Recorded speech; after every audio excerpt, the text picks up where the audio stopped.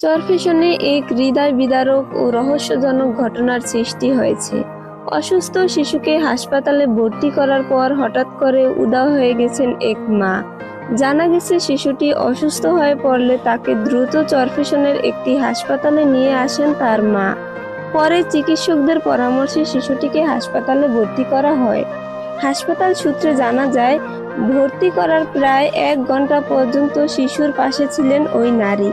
এরপর কাউকে কিছু না জানিয়ে হাসপাতাল থেকে চলে যান তিনি।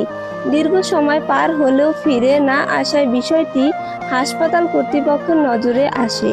পরে খোঁজাখুঁজি করেও ওই নারীর কোনো সন্ধান পাওয়া যায়নি। এদিকে হাসপাতালে চিকিৎসাধীন রয়েছে শিশুটি। ঘটনাটি জানাজানি হলে স্থানীয়দের মাঝে চাঞ্চল্যের সৃষ্টি হয়।